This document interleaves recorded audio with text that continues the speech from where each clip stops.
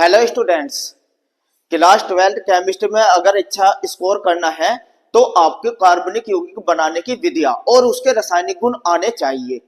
मैं इस वीडियो के माध्यम से आपको ऐसी ट्रिक बताने जा रहा हूं जिसपे केमिस्ट्री में कुछ भी नहीं आता और आप शुरू से एंड तक मेरी ये वीडियो देखेंगे तो आप पे कार्बनिक यौगिक बनाने की विधियां और उसके रासायनिक गुण करना आ जाएंगे।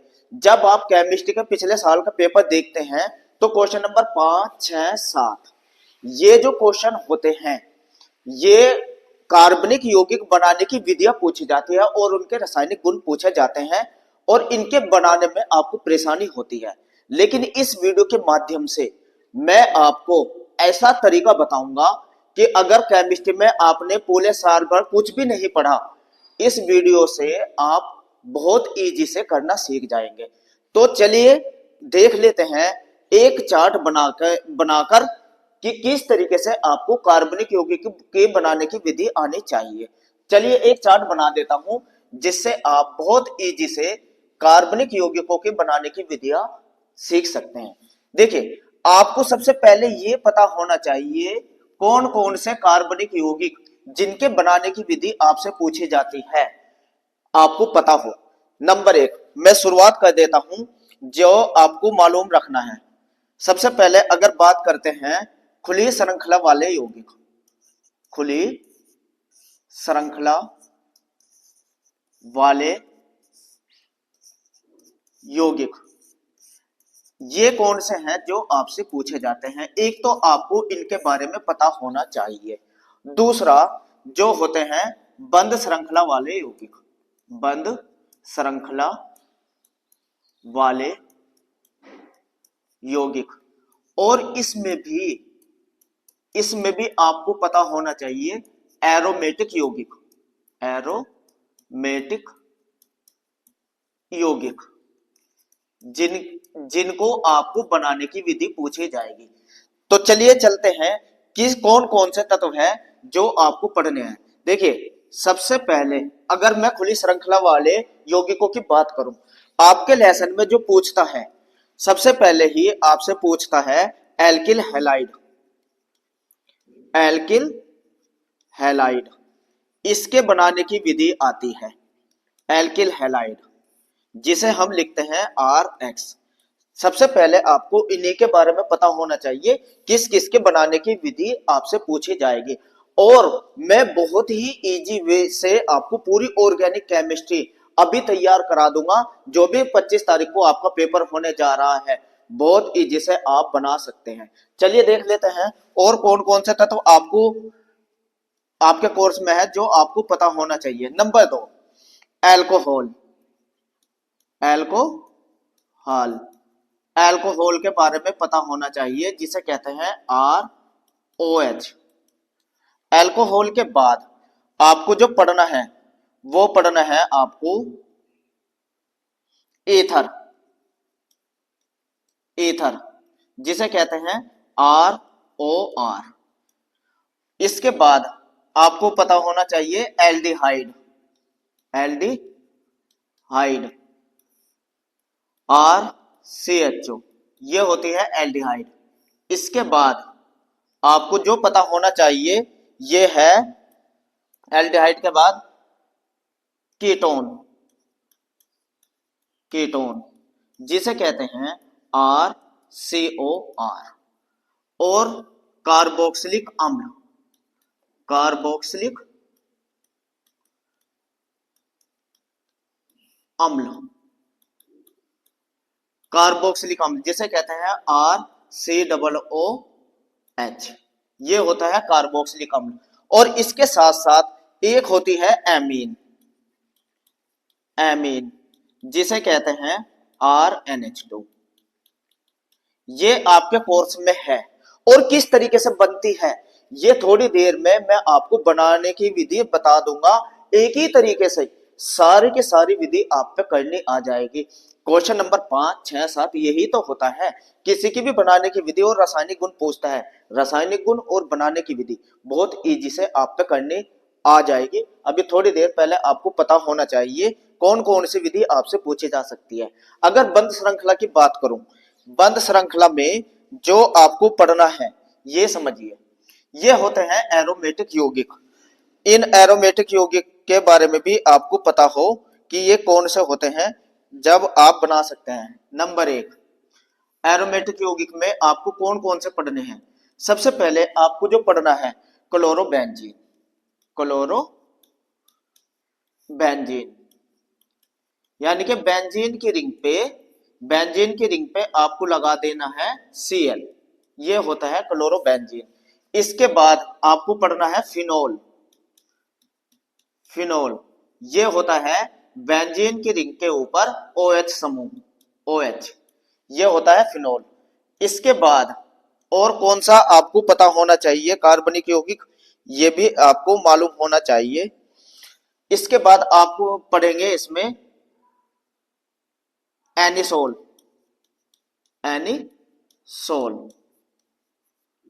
जिसका सूत्र होता है बेंजीन की रिंग के ऊपर OCH3, एनिसोल। और इसके बाद आपको जो पढ़ना है इसमें एनिलीन यानी कि बेंजीन की रिंग के ऊपर NH2 समूह। इसके बाद बेंजेल्डिहाइड,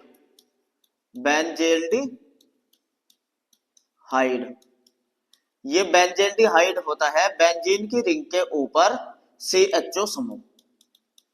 और इसी के साथ साथ आपको और कौन सा पढ़ना है, बेंजोइक अम्ल,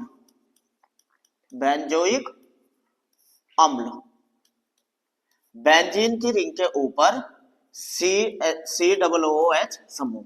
तो ये होते हैं जो आपके कोर्स में है और एग्जाम में आते हैं।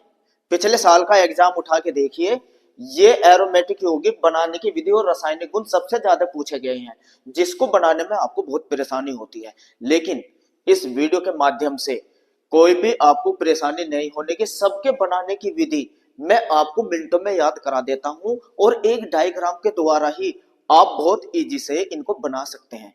चलिए चलते हैं सबसे पहले किसके, खुली श्रृंखला वाले यौगिक कैसे बनते हैं, किससे बनाए जाते हैं, बहुत ही इजी से आप पे आने जा रहे हैं। सबसे पहले इस डायग्राम को नोट करके रखिए, इन सूत्रों को नोट करके रखिए और बनाने की विधि तो देखिए कितनी इजी से होती है। आप जरा थोड़ी देर में ही देखिए कैसे आप बना सकते हैं। चलिए चलते हैं बनाने की विधि पे। सबसे पहले अगर मैं बात करूं कार्बनिक यौगिक बनाने की विधियां, कार्बनिक यौगिक बनाने की विधियों की अगर हम बात करें तो सबसे पहले मैं आपसे पूछता हूं, जब आप मूवी या कोई नाटक देखते हैं तो उसमें एक हीरो होता है जिसके इर्द गिर्द पूरी कहानी घूमती है। अगर यही फार्मूला मैं ऑर्गेनिक केमिस्ट्री की बनाने की विधि पे लगा दूं तो आप बताइए ऐसा कौन सा यौगिक है जिससे, जितने भी मैंने यहां यौगिक लिखे हैं, खुली श्रृंखला वालों की यौगिक की बात कर रहा हूं, जिससे पूरे कार्बनिक यौगिक आप बना सकते हैं। तो कभी आपने सोचा नहीं होगा कि ऐसा एक कौन सा तत्व है जिसके इर्द गिर्द सारी की सारी कार्बनिक यौगिक बनाने की विधियां घूमती है। मैं बता देता हूं उस हीरो का नाम जो कार्बनिक यौगिक में है, वो है एल्कोहल। तो एल्कोहल से ही मैं पूरी की पूरी बनाने की विधियां आपको समझा दे दूंगा। देखिए सबसे पहले अल्कोहल, ROH, एल्कोहल से कार्बनिक यौगिक बनाना, कार्बनिक यौगिक बनाना। अब देखिए ये मैं आपको ऐसा फार्मूला देने जा रहा हूं कि इसके जरिए आप कोई भी रासायनिक अभिक्रिया जो बनाने की विधि है तुरंत बना सकते हैं, और वो तत्व है एल्कोहल। चलिए देख लेते हैं। सबसे पहले अगर मैं पहले लेसन की बात करता हूं, पहले ही लेसन है एल्किल हैलाइड, जिसे कहते हैं RX। एल्कोहल से बना सकते हैं, एल्कोहल से बना सकते हैं। देखिए क्या हो सकता है, एल्कोहल पर जब आप क्रिया कराते हैं HX की, चाहे PCl5 की अभिक्रिया करा दीजिए, चाहे PCl3 की अभिक्रिया करा दीजिए, इन तीनों में से किसी की भी अभिक्रिया कराते हैं तो RX एल्किल हैलाइड बनता है। ये बात याद रखना। अभी समीकरण बना के दिखाऊंगा, लेकिन सबसे पहले आपको क्या याद रखना था, अल्कोहल ही वो तत्व है जिससे सारे यौगिक बनाए जा सकते हैं। इसके बाद अगर मैं बात करता हूं ईथर की, अब देखिए अगर आपके एग्जाम में आए ईथर बनाना, ईथर, तो अल्कोहल की अभिक्रिया अल्कोहल से ही करा दीजिए, अल्कोहल की अभिक्रिया अल्कोहल से ही करा दीजिए तो ईथर भी बन जाती है, ROR, ईथर भी बन जाती है। पूरी समीकरण बना के दिखाऊंगा अभी थोड़ी देर में।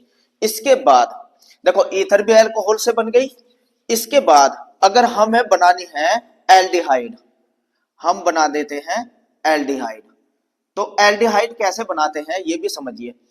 ऑक्सीकरण कर देते हैं, अगर अल्कोहल का आप ऑक्सीकरण करते हैं किसकी उपस्थिति में, Na2Cr2O7 प्लस सांद्र H2SO4, अगर इसकी उपस्थिति में ऑक्सीकरण करते हैं, लेकिन प्राथमिक अल्कोहल होनी चाहिए, प्राथमिक अल्कोहल, तो बन जाता है RCHO।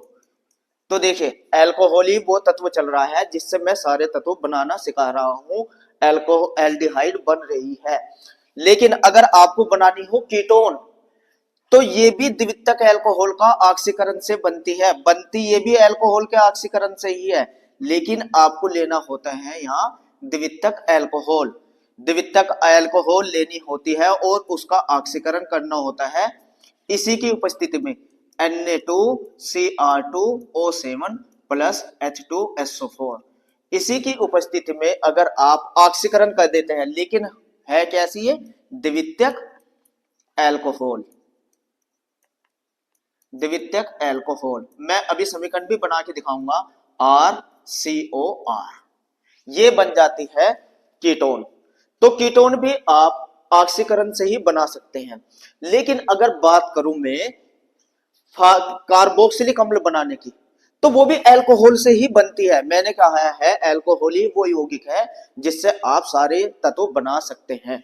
देखिए अल्कोहल का भी अगर ऑक्सीकरण करते हैं, अल्कोहल का भी आप ऑक्सीकरण करते हैं, ये देखिए ऑक्सीकरण अभिक्रिया इससे ही, किससे, Na2Cr2O7 potassium sodium dichromate plus सांद्र H2SO4, ऑक्सीकरण करते हैं तो एल्डिहाइड बनती है। शुरू में क्या बनती है, एल्डिहाइड ही बनेगी। सेम यू ही वाली अभिक्रिया बनाइए पहले, और अब इसका भी ऑक्सीकरण कर दीजिए, इसका भी ऑक्सीकरण कर दीजिए।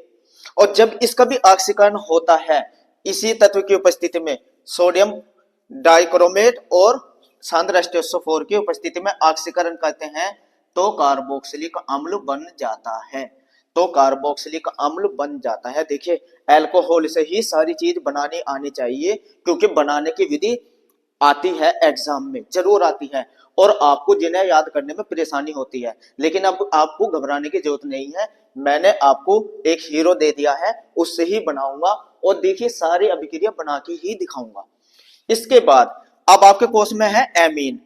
एमीन अगर बनानी हो तो सबसे पहले आप इसकी क्रिया कराइए HCl से, क्योंकि इसको डायरेक्ट नहीं बना सकते, सबसे पहले बदलना होता है आपको RCl में, एल्किल हैलाइड में बदलिए, इसको एल्किल हैलाइड में बदलिए, और फिर इसकी क्रिया कराइए अमोनिया से, NH3 से, तो बन जाती है एमीन, RNH2, ये बन जाती है एमीन।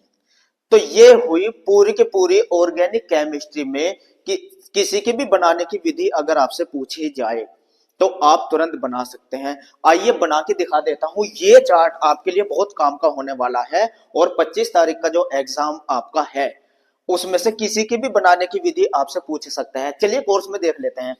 आर की जगह आपको, आर की जगह क्या क्या रखना होता है ये समझिए।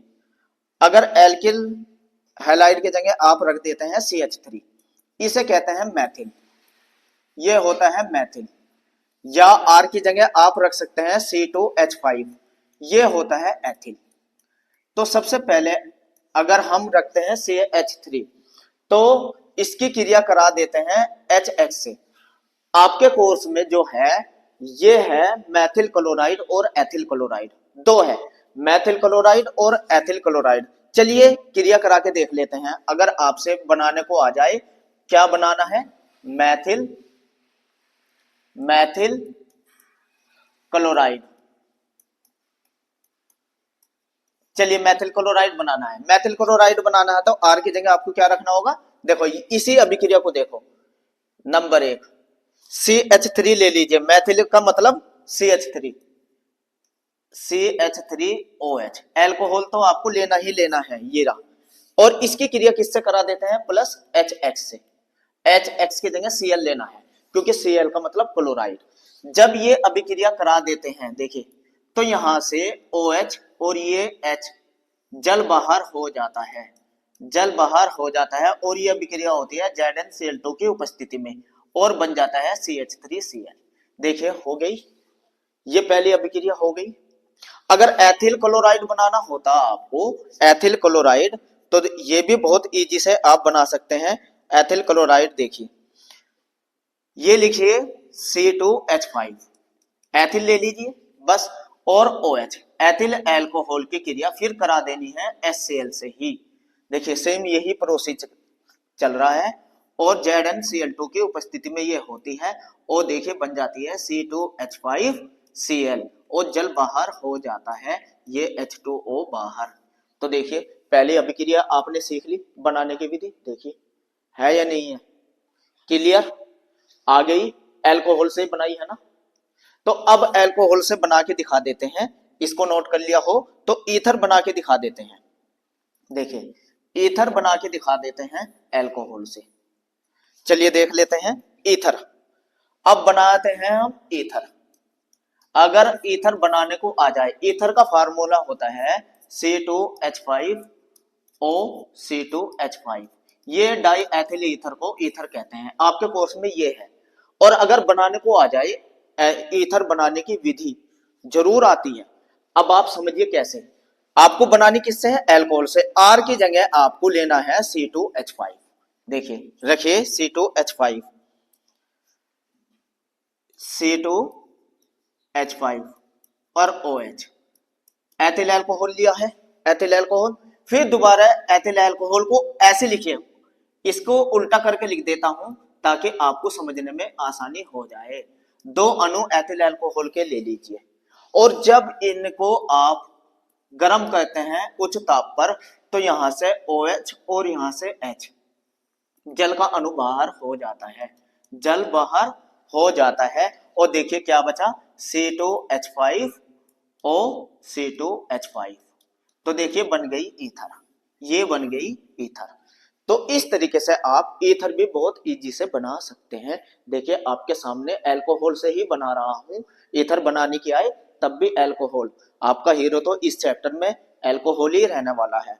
जिसने पूरे साल पर कुछ भी नहीं पढ़ा, इस वीडियो के माध्यम से आप बहुत अच्छा स्कोर कर सकते हैं, क्योंकि ऑर्गेनिक केमिस्ट्री में क्वेश्चन 5, 6, 7 बनाने की विधि और रासायनिक गुण ही तो आते हैं, वही मैं आपको इस वीडियो के माध्यम से सिखा दूंगा। बस आप मेरे साथ शुरू से एंड तक ये वीडियो देखते रहें।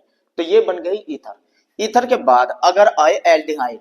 अब देखिए आपके कोर्स में 2 एल्डिहाइड है, फॉर्मेल्डिहाइड और एसिटाल्डिहाइड।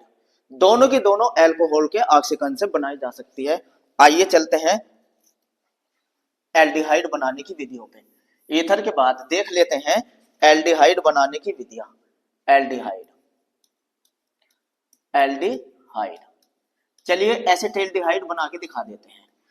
एल्डिहाइड जब बनाने की विधि आए तो भी किससे बनानी है आपको, एल्कोहल से। एसिटाल्डिहाइड बना के दिखा देते हैं। देखिए सबसे पहले आपने लिया CH3CH2OH, एथिल अल्कोहल, ये है एथिल अल्कोहल। C2H5 ही तो है एथिल अल्कोहल। जब इसका ऑक्सीकरण करते हैं, ऑक्सीकरण का मतलब नवजात ऑक्सीजन का जुड़ना, और किसकी उपस्थिति में होता है ये भी देखिए। ये करना है आपको सोडियम डाइक्रोमेट और सांद्र H2SO4 की उपस्थिति में, Na2Cr2O7 प्लस H2SO4, सांद्र H2SO4 की उपस्थिति में। ये जब ऑक्सीकरण कर देते हैं, अब आप जरा ध्यान से मेरी बात को समझिए, ये ऑक्सीकरण आपको कैसे करके दिखाना है ये समझिए। देखिए यहां से एक हाइड्रोजन और ये OH का अणु, जल के रूप में बाहर हो जाता है। ये हो गया जल बाहर। अब मुझे आप बताइए, क्या यही नहीं बचा? क्या बचा? CH3। देखो CH3 CH, एक हाइड्रोजन रह गई और ये तो पूरा बाहर, ये ऑक्सीजन आके यहां जुड़ जाती है, एल्डिहाइड बन गया। ये देखिए एल्डिहाइड बन गया। तो किससे बना है? अल्कोहल से ही तो बना है। यही तो प्रोसीजर मैंने बताया था, जब अल्कोहल का ऑक्सीकरण करेंगे तो एल्डिहाइड बनेंगे। आर की जगह आपने बस CH3 CH2 ही तो रखा है, एथिल ही तो रखा है, तो एसिटेल्डिहाइड बन गया। तो एसिटेल्डिहाइड बनाने की विधि भी बहुत ज्यादा एग्जाम में पूछी जाती है। और जब भी किसी के बनाने की विधि आए तो आपके दिमाग में बस आपका हीरो याद आना चाहिए, वो है एथिल अल्कोहल यानी कि अल्कोहल। ठीक है। अब देखिए, अगर आपको बनानी हो कीटोन, अब चलते हैं इस वाले रिएक्शन पे, कीटोन बना के देख लेते हैं। चलिए अब बना देते हैं कीटोन। कीटोन कीटोन होता है, कीटोन में आपके कोर्स में है एसीटोन CH3COCH3, ये एसीटोन आपके कोर्स में है। अब एसीटोन भी अगर बनाने को आ जाए, कीटोन में क्या पूछता है आपसे? एसीटोन। एसीटोन, अब देखिए एसीटोन कैसे बनानी है आपको ये समझिए। ये भी किससे बनानी है? अल्कोहल से, ये सभी कह रहे, लेकिन लेना है द्वितीयक अल्कोहल। चलिए द्वितीयक अल्कोहल ले लेते हैं। जब आप कोई द्वितीयक अल्कोहल लिखते हैं तो आइसो रूप में ऐसे लिखिए, CH लिखिए और इसके पास लिख दिए OH और दोनों तरफ इसके CH3 लगा दीजिए। ये हुआ द्वितीयक अल्कोहल। द्वितीयक अल्कोहल, ठीक है। इस तरीके से जब इसका भी आप ऑक्सीकरण करते हैं, ऑक्सीडेशन किसकी उपस्थिति में होना है?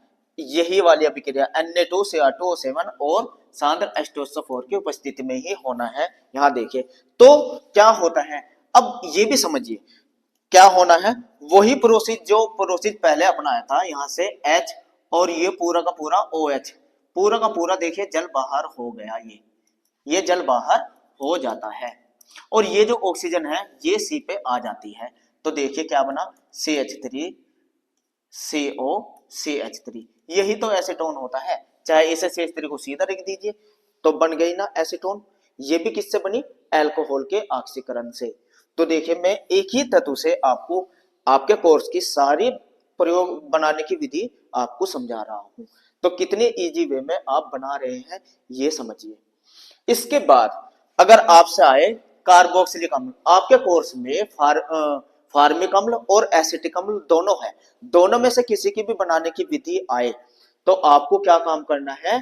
अल्कोहल का ही ऑक्सीकरण कर देना है। चलिए ये भी बना के दिखा देते हैं, ये भी बना के दिखा देते हैं किस तरीके से आपको ये वाली अभिक्रिया भी करनी है।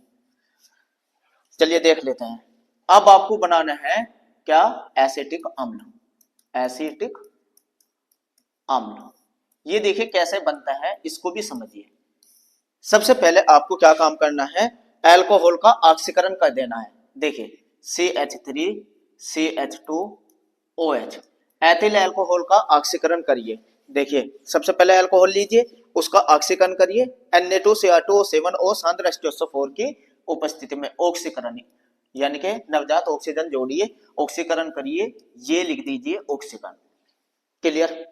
ऑक्सीकरण करने के बाद आप देख रहे हैं एल्डिहाइड बनता है। सबसे पहले क्या बनता है? एल्डिहाइड CH3 CH2 CHO, ये बन गया एल्डिहाइड और यहां से जल बाहर हुआ है। वही प्रोसेस H2O और OA, जल बाहर हो गया तो एल्डिहाइड बनता है। इसका दोबारा फिर आप ऑक्सीकरण करते हैं, दोबारा फिर ऑक्सीकरण, और किसकी उपस्थिति में? Na2Cr2O7 प्लस H2SO4, इसी की उपस्थिति में दोबारा फिर ऑक्सीकरण कर दीजिए। और अब ऑक्सीकरण होने के बाद क्या होता है? जो O इस पर आके जुड़ जाता है और CH3COOH बन जाता है। इस तरीके से पूरी की पूरी अभिक्रिया आप तक करनी आ जाएगी। ये देखिए जैसे यहाँ हुई है। तो आप एसिटिक अम्ल भी अल्कोहल से बना सकते हैं। अब आपको जरा सा भी घबराने की जरूरत नहीं है, क्योंकि आप पे सारी की सारी बनाने की विधि आ गई। और यही तो है ऑर्गेनिक केमिस्ट्री में बनाने की विधि है, यही याद नहीं रहती। और अब सिर्फ एक चार्ट के द्वारा आप सारी की सारी बनाने की विधि कर सकते हैं। चलिए एमीन देख लेते हैं। आपके कोर्स में एथिल एमीन है, तो एथिलएमीन कैसे बननी है ये भी आपको प्रोसेस यही बना देते हैं। देखिए सबसे पहले अल्कोहल लेना है, ये लीजिए CH3CH2OH, एथिल अल्कोहल ले लेना है, ठीक है। और इसकी क्रिया करा देनी है HCl से।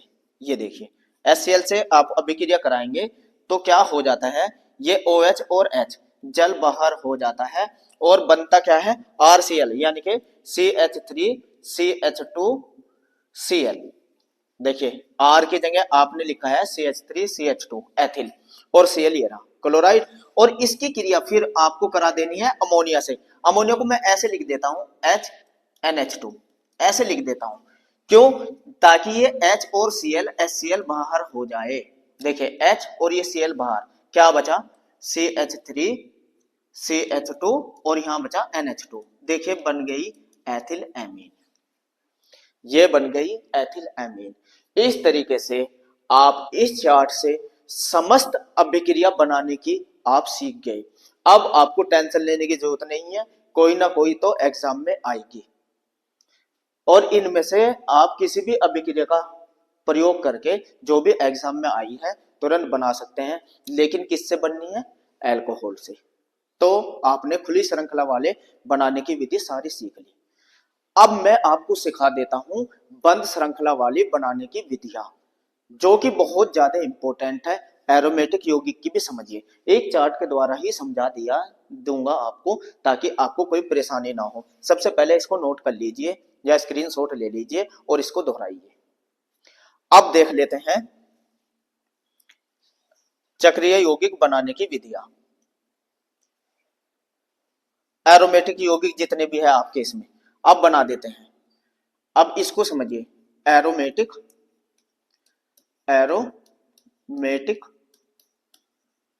यौगिक बनाने की विधियां,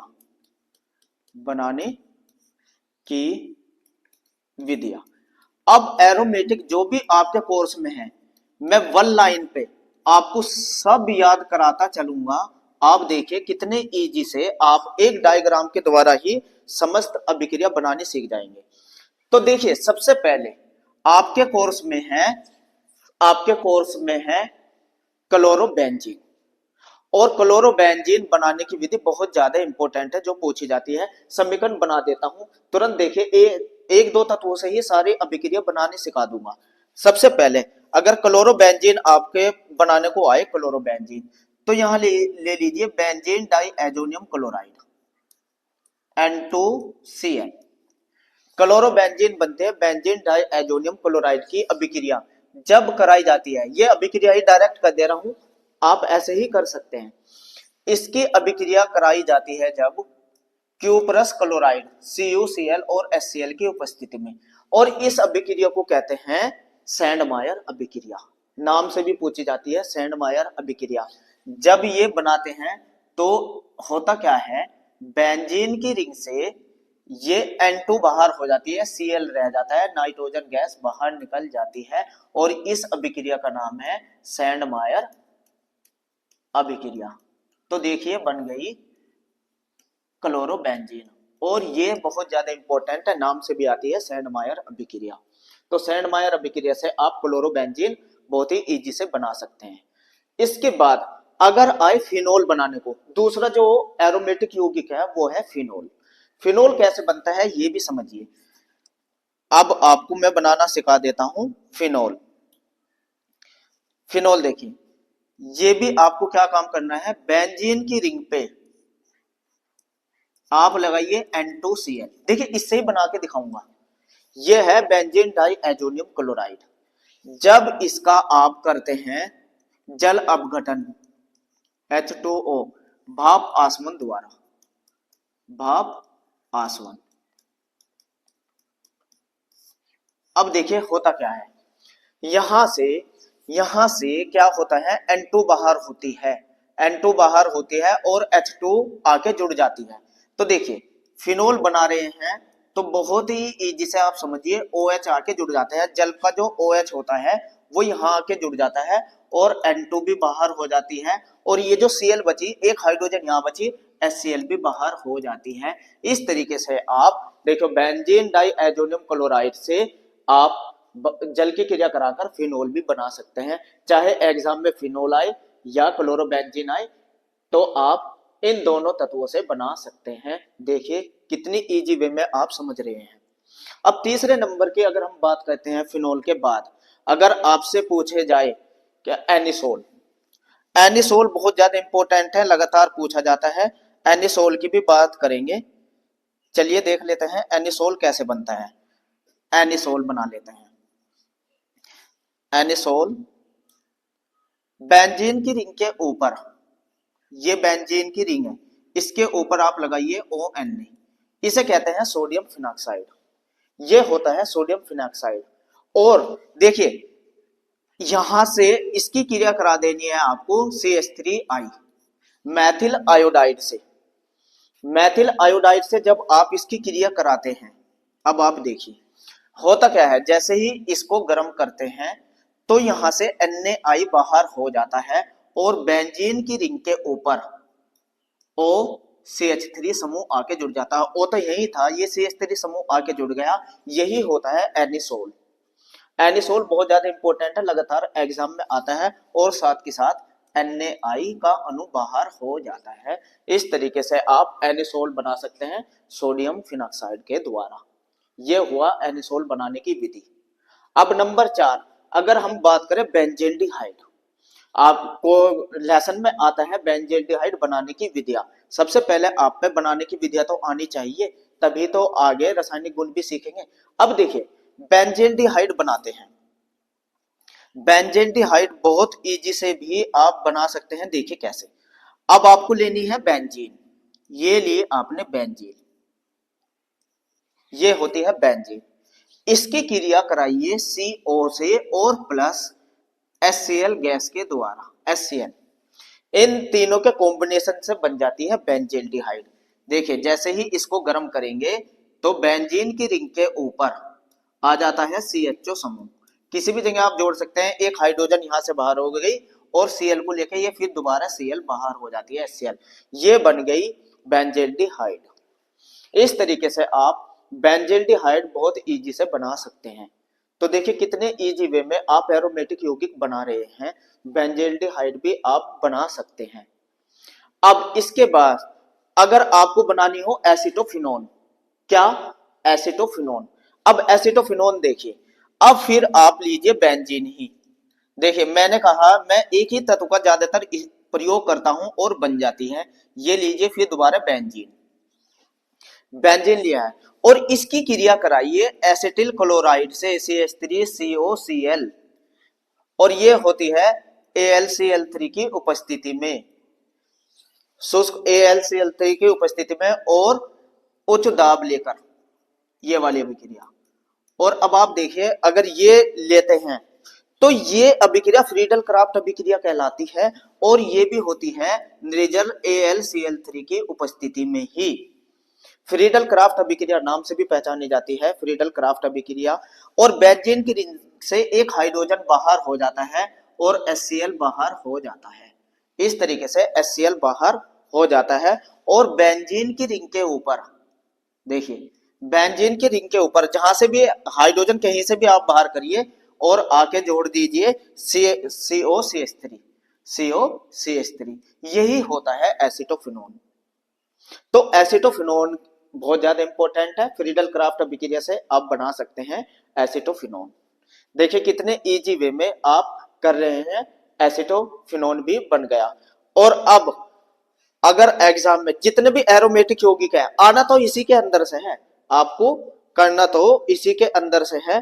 तो अब आप देखिए कैसे करेंगे, ये समझिए। अगर आपसे पूछी जाए एसिटो बेंजोइक अम्ल, अब आपसे बनाया जाता है बेंजोइक अम्ल, तो ये भी बेंजीन से ही बना दीजिए। देखिए ये भी बेंजीन से ही बनाना सिखा देता हूं। अब देखिए अगर बेंजीन की क्रिया, ये लीजिए बेंजीन, देखो बेंजीन की क्रिया अब कराइए आप COCl, कार्बोनिल क्लोराइड से COCl, देखिए यहां से COCl उठा लीजिए, इस चार्ट के द्वारा ही आप बना सकते हैं। और AlCl3 की उपस्थिति में ही आपको क्रिया करा देनी है। AlCl3 की उपस्थिति में ही आपको अभिक्रिया करा देनी है। तो ये बेंजीन की रिंग के ऊपर आ जाता है CO, यहां से एक हाइड्रोजन बाहर निकल गया, तो यहां से यहां जुड़ जाता है क्या, COCl। COCl यहां जुड़ जाता है और अब इसका कर दीजिए जल अपघटन, यहां से कर दीजिए जल अपघटन, तो OH यहां आ जाता है और HCl बाहर हो जाता है। देखिए ये Cl और H यहां से बाहर, HCl बाहर, और बेंजीन की रिंग के ऊपर आ जाता है COOH समूह, यही होता है बेंजोइक अम्ल। तो देखिए सारे के सारे एरोमेटिक यौगिक एक ही जगह आपने याद कर लिए, आना तो इसी के अंदर से है। तो एक ही लाइन पे देखिए आप सबके बनाने की विधि सीख रहे हैं और इसी चार्ट को याद कर लीजिए। अब आपको ऑर्गेनिक केमिस्ट्री में जरा सा भी घबराने की जरूरत नहीं है, क्योंकि क्वेश्चन तो यही आते हैं, किसी की भी बनाने की विधि तो पूछी जाती है और आपके सामने बनाने की विधि आपके सामने है। लेकिन अगर आती है एनिलीन से, अब आपके अभी अगर आपसे पूछा जाए एनिलीन बनाने की विधि, एक लास्ट रह गई एनिलीन, सारी के सारी मैंने आपको लिख दी, इसे इसे कर लिया हो नोट, तो मैं इसे रफ कर दे रहा हूं, एनिलीन बनानी सिखा दे रहा हूं, लास्ट अभिक्रिया है एनिलीन, इन्हीं के अंदर से आने हैं एग्जाम में। चलिए देख लेते हैं एनिलीन कैसे बनाई जाती है, वो भी देखिए। एनिलीन, एनिलीन ये बनानी और बता देता हूं। बेंजीन की रिंग के ऊपर जब आप लगा देते हैं NH2 समूह, ये होती है एनिलीन। अब ये कैसे बनाई जाती है ये भी समझिए, ये बनाई जाती है फिनोल से। फिनोल, बेंजीन के ऊपर OH समूह, फिनोल की क्रिया देखिए, यहां क्या आना है NH2, तो आप क्रिया करा दीजिए क्या, जिसमें NH2 समूह होता है अमोनिया, ऐसे लिखिए अमोनिया को, ऐसे लिखिए अमोनिया को, और जब इसकी क्रिया करा देनी है ZnCl2 की उपस्थिति में, उच्च दाब पर, उच्च ताप पर, उच्च दाब लेना है, उच्च ताप लेना है। जब ये क्रिया कराई जाती है तो यहां से H और ये H OH पूरा का पूरा जल का अणु बाहर हो जाएगा, यानी कि और बचता क्या है, बेंजीन की रिंग के ऊपर आ जाएगा NH2 समूह और प्लस बाहर क्या हुआ है, जल। इस तरीके से आपने देखा फिनोल से आप एनिलीन बना सकते हैं, ये हुई फिनोल से एनिलीन बनाने की विधि। तो इस तरीके से आपने पूरे एरोमेटिक बनाने की विधि भी सीख ली। तो इस वीडियो के माध्यम से आपने जितने भी ऑर्गेनिक कंपाउंड है, तो खुली श्रृंखला वाले तो अल्कोहल से बना देने हैं और बंद श्रृंखला वाले मैंने आपको समझा दिया, इससे बाहर तो कुछ नहीं है। अब बात करते हैं इनके रासायनिक गुण की, क्योंकि क्वेश्चन अभी अधूरा है। अब इनके रासायनिक गुण की अगर मैं बात करूं, जितने भी एरोमेटिक यौगिक है इनके रासायनिक गुण सबसे ज्यादा पूछे जाते हैं। चलिए रासायनिक गुण मैं आपको याद करा देता हूं, रासायनिक गुण भी देख लेते हैं। एरोमेटिक यौगिक के रासायनिक गुण, एरोमेटिक यौगिक के रासायनिक गुण, देखिए कितने इजी से आप ये रासायनिक गुण कर सकते हैं। इसको मैं दो भागों में बांट लेता हूं ताकि आपकी समझ में अच्छे से आ जाए। एरोमेटिक यौगिक के रासायनिक गुण, अब देखिए सबसे पहले मैं बात करता हूं, ये बेंजीन है और जितने भी आपके कोर्स में एरोमेटिक यौगिक के रासायनिक गुण है, यहां कोई क्रियात्मक समूह जुड़ा हुआ है, कोई भी यहां क्रियात्मक समूह जुड़ा हुआ होता है, क्रियात्मक समूह। चाहे क्लोरोबेंजीन की बात करें तो Cl आ जाएगा और फिनोल की बात करें तो OH, आना तो क्रियात्मक समूह है, कहीं भी जुड़ सकता है बेंजीन की रिंग से। क्लियर, ये तो बात आपकी समझ में आ गई। तो कुछ वे अभिक्रियाएं जो क्रियात्मक समूह पे होती है उसे कहते हैं न्यूक्लियोफिलिक अभिक्रियाएं। तो नंबर 1 न्यूक्लियोफिलिक अभिक्रियाएं, न्यूक्लियोफिलिक अभिक्रियाएं। और कुछ वे अभिक्रियाएं जो बेंजीन की रिंग पे होती है, इसे कहते हैं इलेक्ट्रोफिलिक अभिक्रियाएं, इलेक्ट्रोफिलिक अभिक्रियाएं। इसी डायग्राम के द्वारा मैं पूरी ऑर्गेनिक केमिस्ट्री के रासायनिक गुण आपको याद कराने जा रहा हूं। देखिए कितने इजी वे में आप समझ सकते हैं। बस आपको क्या याद रखना है, इलेक्ट्रोफिलिक अभिकरण जो बेंजीन की रिंग पे अभिक्रिया करते हैं वो कौन कौन से तत्व है ये आपको पता हो। तो चलिए मैं लिख देता हूं एक एक करके। तो सबसे पहले आपको पढ़ना है इसमें नाइट्रीकरण। नाइट्रीकरण की जितनी भी ओरेमेटिक यौगिक है नाइट्रीकरण अभिक्रिया देते हैं, चाहे किसी से भी आ जाए, और सबका करने का तरीका एक ही होता है। नाइट्रीकरण में आप कहते हैं HNO3 सांद्र HNO3 और प्लस सांद्र H2SO4 दोनों से अभिक्रिया, तब ये कहलाती है नाइट्रीकरण। और ये भी याद रखें बेंजीन रिंग से जुड़ता है NO2 समूह, ये जुड़ता है। अभिक्रिया तुरंत बन जाएगी जब मैं आपको सिखाऊंगा। नंबर 2 आपको याद रखना है इसमें नाइट्रीकरण के बाद सल्फोनीकरण। सल्फोनीकरण सल्फोनीकरण का मतलब होता है H2SO4 से अभिक्रिया, H2SO4 से क्रिया। और जुड़ता क्या है ये जरूर पता हो, SO3H ये जुड़ता है, SO3H या HSO3 ये जुड़ता है, ये जरूर याद रखना क्या जुड़ता है, बेंजीन की रिंग पे जुड़ता है। अभिक्रिया जब करूंगा आपको समझ में आ जाएगी। इसके बाद तीसरे नंबर पे आपको पढ़ना है हैलोजनीकरण। हैलोजनीकरण यानी कि किसी भी हैलोजन से आपको क्रिया करा देनी है, हैलोजनीकरण हैलोजन से क्रिया करा देनी है। और हैलोजन वाहक की उपस्थिति में जुड़ता क्या है, हैलाइड का अणु आके जुड़ता है, एक्स अणु आके जुड़ जाता है, ये समझाऊंगा, ये हैलोजनीकरण होता है।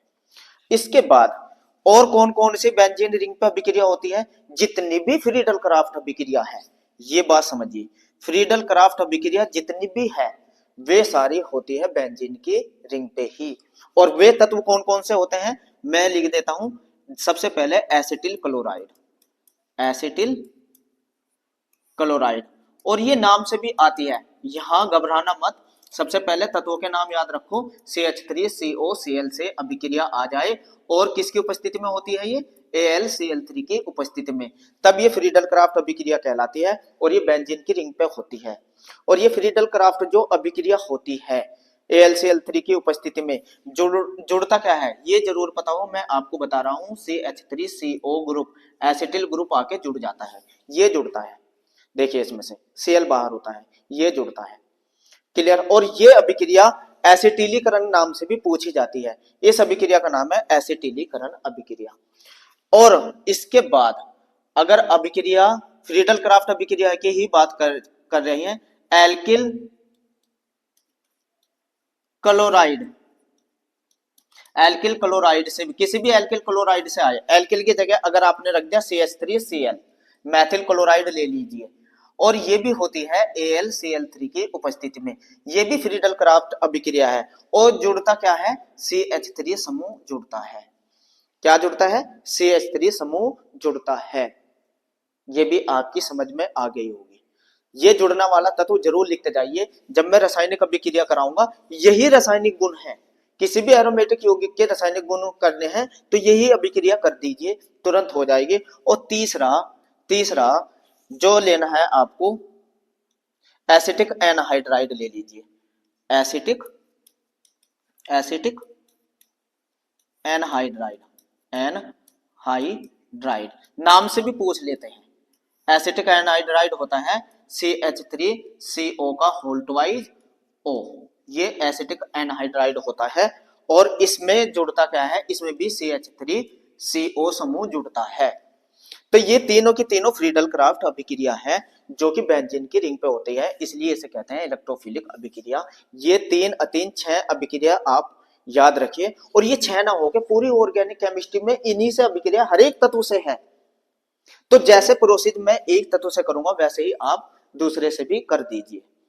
अब न्यूक्लियोफिलिक अभिक्रिया की बात करें तो आप न्यूक्लियोफिलिक अभिक्रिया में PCl5 से अभिक्रिया करा के दिखा सकते हैं, ये मैं आपको करनी सिखाऊंगा। दूसरा हाइड्रोजन NH2 ये होता है हाइड्रोजन, तो ये होती है बेंजीन के क्रियात्मक समूह के ऊपर। कौन कौन तत्व कहते हैं ये मैं बताऊंगा अभी आपको। और NH2OH हाइड्रोक्सिल एमीन ले लीजिए, ये भी सेमी कार्बेजाइड या फेनिल हाइड्रोजन ले लीजिए, phenyl hydrogen NH2NH C6H5 phenyl hydrogen, से भी आप करा सकते हैं। तो ये वे तत्व है जिनसे आप न्यूक्लियोफिलिक अभिक्रिया या इलेक्ट्रोफिलिक अभिक्रिया भी कर सकते हैं। कुछ तत्व होते हैं जिनसे एससीएन, ये योगात्मक तत्व, योगात्मक अभिक्रिया कहते हैं, एससीएन और NaHSO3। ये देखो, देखने में लग रहा होगा ये मैंने क्या बना दिया, ये मैंने पूरे ऑर्गेनिक केमिस्ट्री की रासायनिक अभिक्रिया बना दी। अब सुनकर आपको आश्चर्य हो रहा होगा, पूरी ऑर्गेनिक केमिस्ट्री की? हाँ यही तो है, आप समझिए यही तो है पूरी ऑर्गेनिक केमिस्ट्री में रासायनिक गुण। चलिए देख लेते हैं, मैं सिखाता हूँ, इसे नोट कर लीजिए। अब मैं एक एक करके आपको करनी सिखा देता हूँ, देखिए कैसे रासायनिक गुण आप पे आ जाते हैं। अगर आपने कैटेगरी समझ ली हो, कौन बेंजीन रिंग पे होती है और कौन क्रियात्मक समूह पे होती है। क्लियर? ये डायग्राम बना लिया। अब देखिए, अब आप पे सारी रासायनिक अभिक्रिया बनानी आ जाएगी। अब समझिए, अगर हम सबसे पहले एरोमेटिक यौगिक देखिए कौन कौन से जो आपको समझना है। यहां मैं दो कैटेगरी बना लेता हूं, एक तो Cl क्लोरोबेंजीन, ये देखिए, और एक बना लेते हैं फिनोल, ये हो गया फिनोल। एक लिख देता हूं मैं OCH3 एनिसोल, ये हो गया एनिसोल, नाम लिखते चलिए। और एक मैं बना देता हूं बेंजीन की रिंग के ऊपर, बेंजीन की रिंग के ऊपर लगा देते हैं NH2। ये चारों तत्व, ये जो चारों तत्व हैं, ये अभिक्रिया करते हैं बेंजीन की रिंग के ऑर्थो और पैरा पोजीशन पर, ये आप समझिए बस। और दूसरे तत्व ये, जैसे बेंजेल्डिहाइड CHO ले लीजिए और बेंजीन की रिंग के ऊपर लगा दीजिए COOH, और बेंजीन की रिंग के ऊपर लगा दीजिए COCH3। ये बेंजोइक अम्ल हो गया और ये एसिटोफिनोन हो गया। ये तीन तत्व दिखाते हैं मेटा पोजीशन पे, बेंजीन की मेटा पोजीशन पे। बस ये दो कैटेगरी मैंने बना दी। अब किसी के भी रासायनिक गुण आपको लिखने हो तो ये मैं सबसे पहले बेंजीन की रिंग वाले करा देता हूं। पहले इस तत्व से कि कोई सा भी तत्व ले लीजिए, सबका करने का तरीका एक ही है। सबसे पहले अगर मैं बात करता हूं हैलोजनीकरण, वो चलो हैलोजनीकरण ले लेते हैं। हैलोजनीकरण यानी कि हैलोजन से अभिक्रिया। देखिए कैसे करनी है हैलोजनीकरण। अगर मैं इनमें से कोई सा भी तत्व लीजिए, पहले इन पांच की बात कर रहा हूं मैं। अगर हमने ले लिया फिनोल, देखिए ये लिया फिनोल, कोई सा भी लीजिए इन पांच में से, ये पांच तत्व आपको अलग रखने हैं और इसकी क्रिया करा देनी है Cl2 से, हैलोजनीकरण हैलोजन से अभिक्रिया। और ये हैलोजन वाहक Fe ले लीजिए या FeCl2 ले लीजिए, हैलोजन वाहक की उपस्थिति में होती है। तो होता क्या है कि इसके, मैंने क्या कहा, ऑर्थो और पैरा पोजीशन, ये याद रखिए। ऑर्थो यानी कि ये समूह पे नहीं होती अभिक्रिया, ये होता है ऑर्थो पोजीशन। जुड़ना क्या था, Cl का अणु ऑर्थो पोजीशन पे जुड़ता है Cl का अणु, और प्लस प्लस बेंजीन रिंग पे पैरा पोजीशन पे जुड़ता है Cl का अणु, यानी कि ऑर्थो क्लोरोफिनोल, ऑर्थो क्लोरोफिनोल पैरा क्लोरोफिनोल। तो ये बन जाता है, तो इसे हम लिख सकते हैं 1,2 क्लोरोफिनोल, 2 क्लोरोफिनोल और यो 4 क्लोरोफिनोल। ठीक है ना, इन दोनों का। लेकिन मुख्य तो यही होता है, पैरा वाला मुख्य होता है, ये बनता है।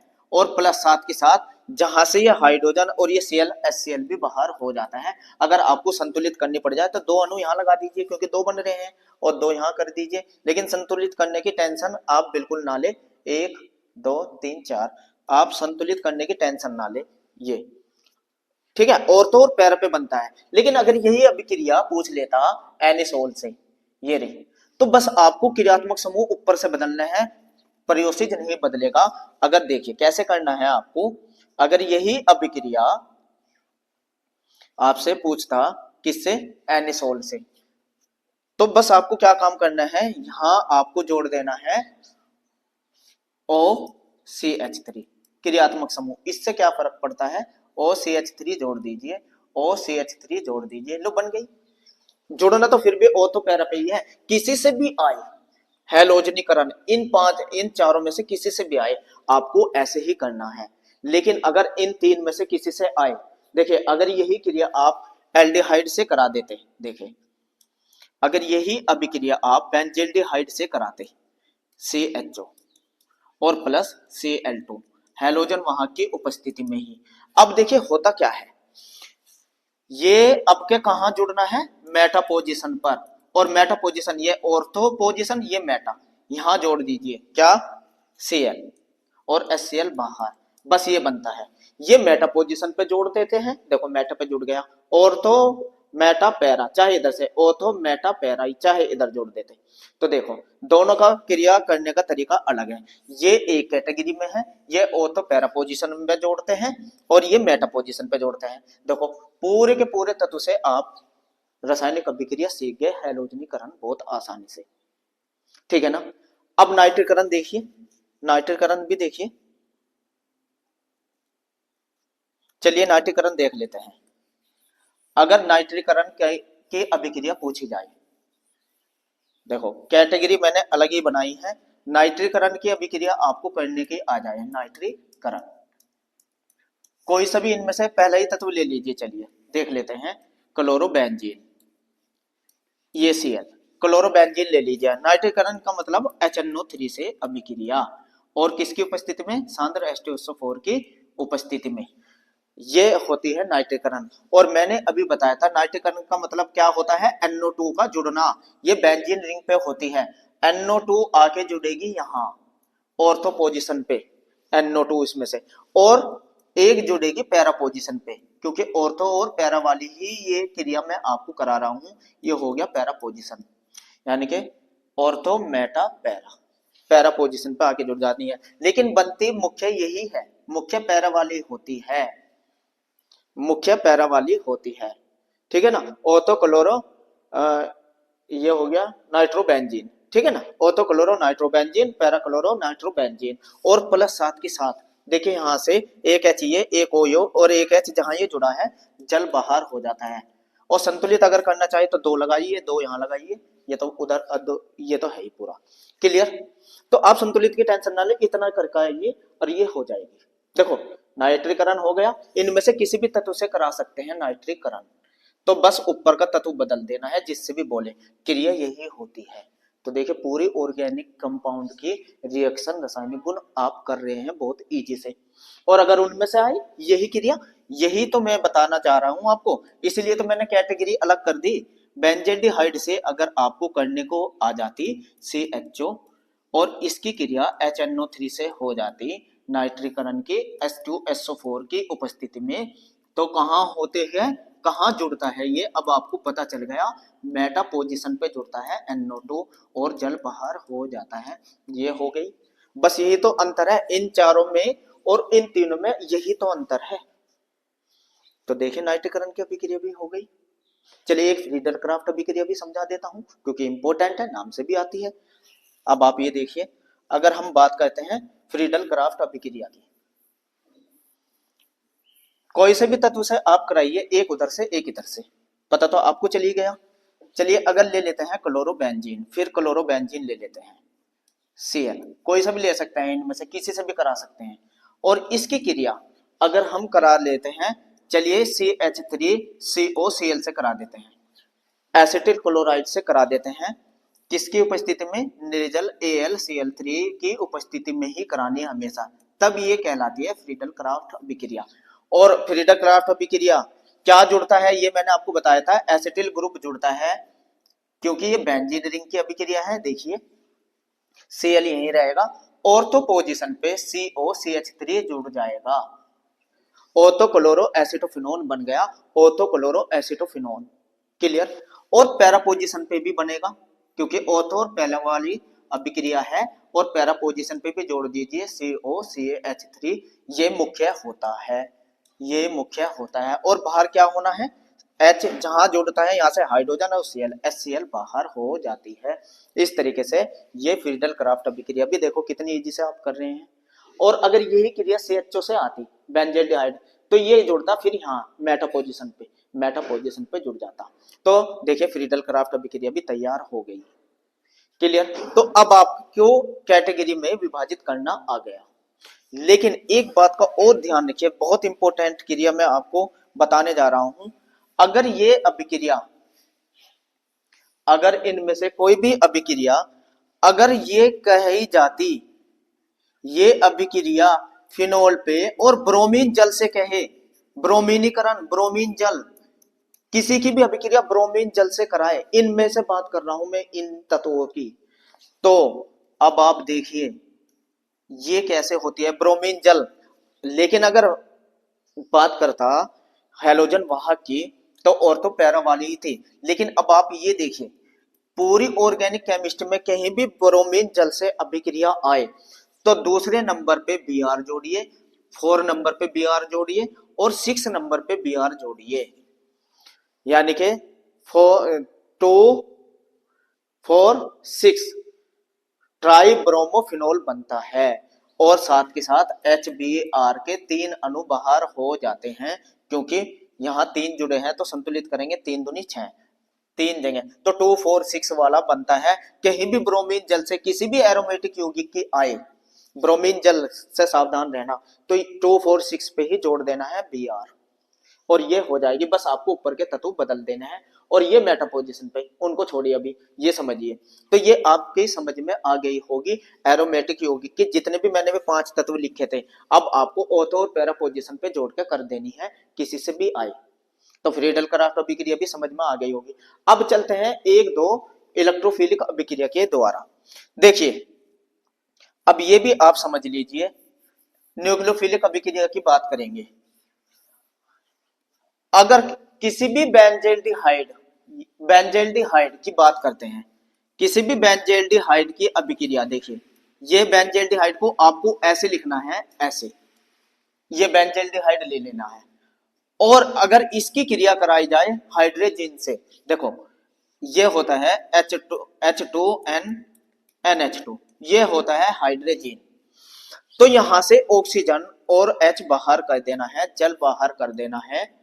तो देखिए क्या बचता है, देखो क्रियात्मक समूह पे हो रही है ना, बेंजीन रिंग पे नहीं हो रही। तो आपको यही लिखना था, यही समझना था, C double bond N NH2। तो रासायनिक गुण भी कभी भी पूछे, किसी के भी पूछे, अगर मैं बेंजील्डिहाइड की और एसिटोफिनोन की बात करूंगा, इसको भी बना के दिखाऊंगा। यही अभिक्रिया, देखो जल बाहर हुआ और पूरा का पूरा जुड़ गया, हाइड्रोजन हाइड्रोजोन में बदल जाता है, इसका नाम हुआ बेंजील्डिहाइड हाइड्रोजोन, जीन जोन में बदलता है। ठीक है, अगर यही अभिक्रिया, देखो बस समझने की ही तो बात है, कुछ याद नहीं करना। यही तत्व अगर मैं ले लेता ये वाला, देखो इसे लिखिए C डबल बॉन्ड O ऐसे, जिसपे कीटो ग्रुप होता है, और CH3 यहां दिखाइए। और अगर यही क्रिया इससे कराई जाए H2NNH2, ये तो प्रोसेस तो वही होता है। देखिए जल बाहर हो गया, जल बाहर हो गया और बेंजीन की रिंग के ऊपर देखिए यही तो है CH3, ये ऐसे कैसे डबल बॉन्ड NNH2 जुड़ गया, तो ये बन गया ऐसे एसिटोफिनोन था, तो ये क्या बनता है acetone hydrazone, acetone hydrazone, clear, acetophenone hydrazone, sorry acetophenone hydrazone, ये है। अगर यही क्रिया आप खुली श्रृंखला में भी करा सकते हैं हाइड्रोजन से, सेम, बस एल्डिहाइड को ऐसे ही तो लिखना है H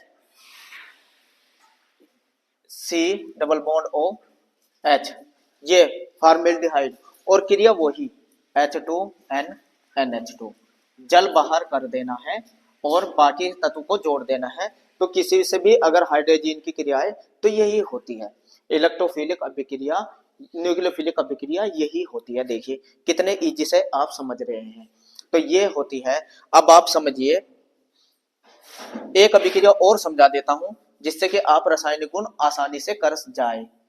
अगर अभिक्रिया आती है PCl5 से, PCl5 से अभिक्रिया आती है, अब आप मेरी बात ये ध्यान से समझना, अगर आप कर रहे हैं फिनोल से, देखो OH, तो देखिए ये सिंगल बॉन्ड से जुड़ा हुआ है, यहां देखिए O का अणु हाइड्रोजन से सिंगल बॉन्ड से जुड़ा हुआ है, और जब PCl5 से अभिक्रिया करा देते हैं, PCl5 से अभिक्रिया करा देते हैं, तो यो OH का समूह बाहर हो जाता है और Cl आ जाती है।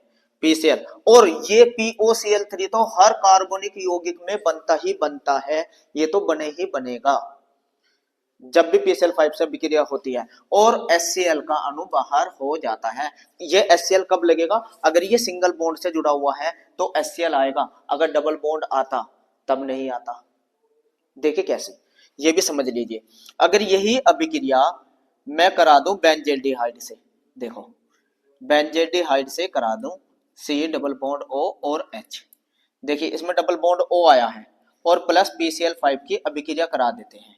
देखो डबल बॉन्ड से O जुड़ रहा है, तो अब आप यहां समझिए ये हो जाएगा CH, देखो CH और यहां आ जाएगा Cl2, क्योंकि डबल बॉन्ड था तो Cl के दो अणु आ गए और POCl3 तो बनता ही बनता है, अब HCl नहीं बनेगा।